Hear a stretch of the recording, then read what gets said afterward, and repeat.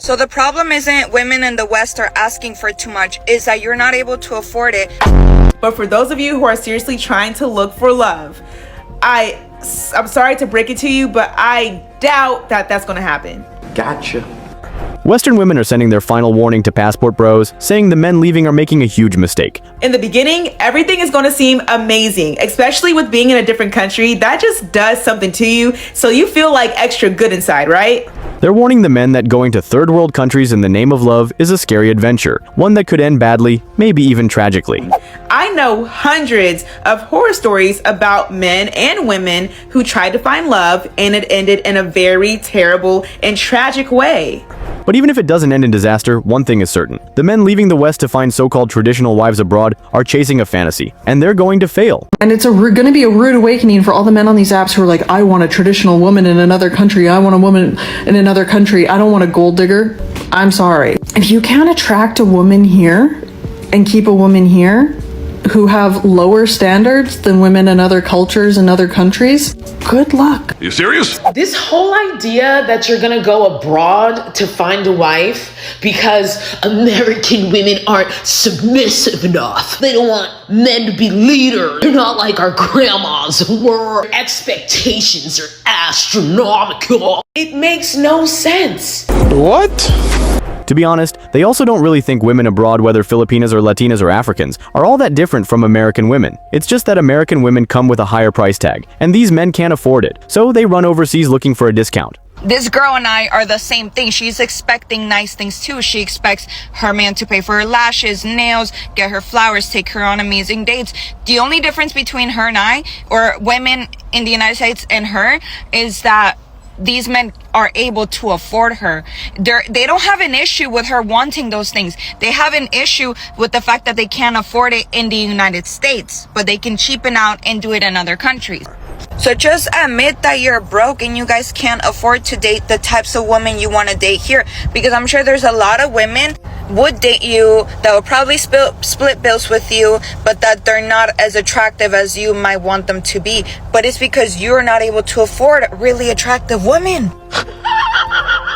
And just admit that. Women in the West don't have a problem with you doing whatever you want to do, because we're not looking to date broke bums. But just admit that you're doing the same shit you would do if you were actually rich in the United States. You're doing it in another country just because you can't afford it here.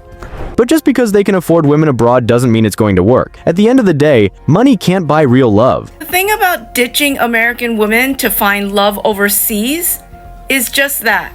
It has to have love. It only works for both people if love exists. We all know you can't buy love, but I'm guessing that you wanted a traditional wife in this arrangement. One that cooks, cleans, washes laundry, and pops out kids for you. And expect love. But sir, that's a maid. And even if it somehow works out, they should realize that they can't hide who they are forever. Eventually, those foreign women will upgrade their status and realize they can do better independently. You don't see this other person as a human being. That's why you used your power and privilege and money to have some leverage over them. Their leverage over you is time. And so many of these passport bros have found themselves in these situations where they convince themselves that these are the women who will love them for what they provide and their money, etc. Key thing here being not for who they are as a person, because they've probably refused to evolve and grow as a person and become a legitimate, decent partner to women.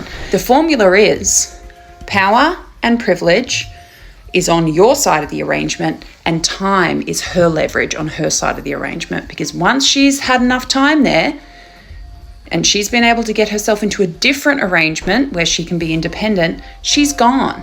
Whatever deal passport bros are offering foreign women is a bad deal, one that Western women have already rejected, and they shouldn't forget that. Thinking they can use their dollars to buy femininity and traditional values just isn't enough. Those foreign women will surely reject it. This is predatory behavior. When you're looking for a woman who wants to have access to the benefits and the perks and the rights that we have as Americans, because they don't have those rights in their country, but you're going to make her earn it. She's going to have to earn it by you making a mule out of her, expecting her to do more than you're doing. So why should she do all of that for your 50% of the bills? Like, the deal isn't being accepted by American women, and you're realizing that it's not going to be accepted by women in other countries either, because it's a bad deal and you know it. Let's not forget the huge financial responsibility passport bros might not be fully prepared for. It's a cost that could come crashing down on them when they least expect it. And oftentimes these women in other countries, they're going to expect you to send money back home to their parents and their siblings and their families back home. Like, you think that you're saving money. You're trying to find a good woman for a discount by shopping all around. But she's also going to expect you to provide for her as well.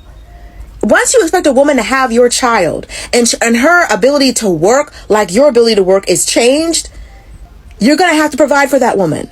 As if all this weren't strange enough, some Western women are taking their bitterness another level by advising foreign women on TikTok on how to scam passport bros, just like Western women do, because in their eyes, these men deserve the worst. African women, Filipinas, all you Brazilians, all of you Latino women, when y'all see passport bros coming your way, remember, your dinner and drinks are equivalent to one coffee here. So order the most expensive things, tell him you want gifts, jewelry, and see how he start acting. You want to see the real him.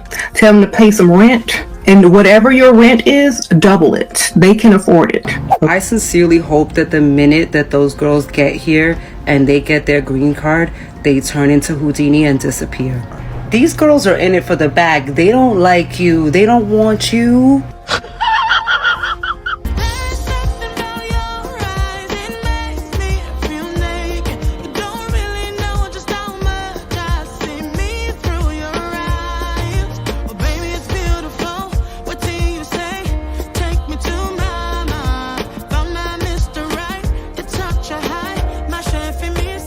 But not all women agree, especially traditional women in the West. They're starting to speak out in defense of passport bros, explaining that instead of prioritizing family, modern Western women now strive for independence. And that dramatic cultural shift is a legitimate reason for some men to choose to leave.